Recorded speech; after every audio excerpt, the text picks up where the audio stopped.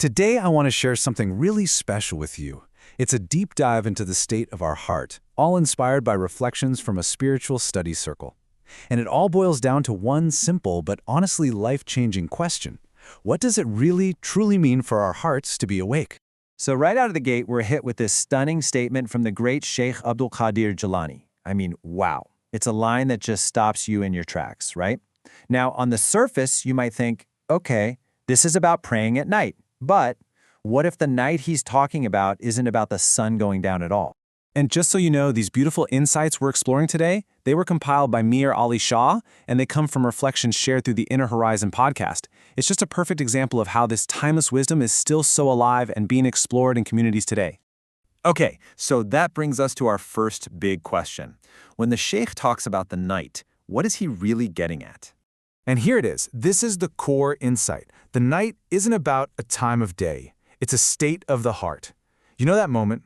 Maybe you're at your desk, stuck in traffic, in the middle of a meeting, and suddenly the noise of the world just completely takes over, and God just fades into the background. That's the night. It's a forgetfulness of the heart that can strike at any hour of the day. So to really understand this state of wakefulness, the Shaykh gives us two amazing archetypes for the seeker's heart, the lover and the beloved. Let's take a look at what makes them different. So on one side, you've got the lover, the muhib. This is the person who's striving, you know? They're facing tests, feeling the weight of the journey. Their claim to love is still on the line, it's still being proven. But on the other side, you have the beloved, the mahbub. This is the one who's already been through those trials. They're no longer seeking, they are sought after. They're a guest of God, totally at ease in His presence. And here's the kicker. These aren't two different people. They're two potential states of the exact same heart. This whole idea leads to a fascinating paradox. If God keeps someone awake at night for worship, is that a sign of honor, or is it actually a test? And check this out. There's this incredible duality here. One way to see it is that the lover is kept awake to be tested, to be refined, while the beloved is allowed to rest like an honored guest. But then there's another interpretation. God awakens the sincere worshiper simply because He loves to hear their voice, and He lets the insincere person sleep because He dislikes the sound of their prayers. The point is, from the outside, we have no idea which it is. We can never judge.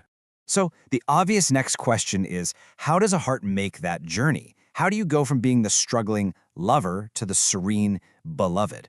Well, the path is actually laid out pretty clearly. It all starts with the foundation, right? Fulfilling our basic duties and patiently staying away from what's forbidden. But then it gets deeper. It's about that inner work, constantly pushing back against the ego's demands, and ultimately the big one, cleansing the heart until nothing remains in it but the love and awareness of God. And this right here, this is what the Source calls the radical center of the teaching. It's the goal. The idea isn't to go looking for a hard life or to chase after comfort. It's to get to a place where your heart is steady through both, to be completely unmoved by praise or blame, by gain or loss. That is the sign of a truly mature, awakened heart. So how do you get that kind of inner stability? It comes from a total shift in perception, a core principle we know as Tawheed, or divine unity. It's all about seeing the true source behind everything. Let's make this super practical. We say that medicine heals us, right? But the real cause, the true healer, is God, who is just using the medicine as a tool. We say our salary provides for us, but the true provider is God, who's just using our job as the instrument. It's not about denying that things cause other things. It's about seeing the first cause behind all of those secondary causes. So the really crucial takeaway is this. The world is not some kind of clockwork machine that was wound up ages ago and now just runs on its own. No, it's an active, living reality where every single thing that happens, every moment, is willed and sustained by the divine. Every effect is a fresh decision. Now, I know these ideas can feel a little abstract. So to make them more concrete, the study circles shared two really beautiful metaphors for the heart's journey. Let's build this first image together. Just imagine, your life, your very existence, is a kite. In this world, with all its craziness, its ups and downs, those sudden gusts of good fortune and bad fortune, well, that's a raging storm. And the kite is just being tossed around, right? Seemingly at the mercy of all these chaotic winds. But, and this is the key, the kite isn't lost. It's being held by a string. And that string is dhikr. the constant moment-to-moment remembrance of God. As long as that connection is held firm in his hand, the kite is safe. It's secure no matter how wild the storm gets. Okay, the second metaphor is for that state of spiritual maturity we were talking about. The goal for the heart is to become like a mountain, standing absolutely firm in the crossfire of life.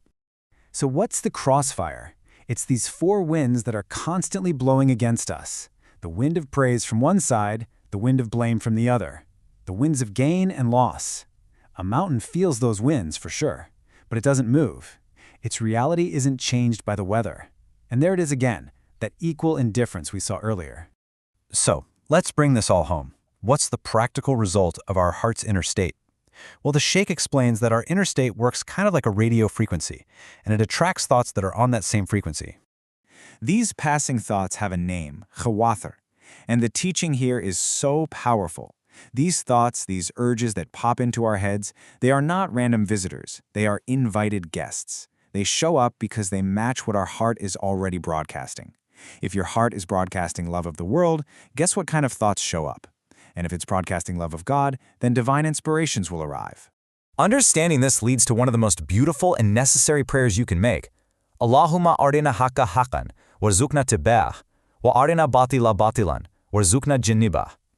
It's a plea for clarity, not just for the strength to do the right thing, but for the clarity to see things as they really are, to see truth as truth and falsehood as falsehood, and then to be given the grace to follow one and avoid the other. What a gift that is. And so this is the question I want to leave with all of us. If our thoughts are truly a reflection of our heart's deepest interests, what notions are visiting your heart today? What frequency is it tuned to?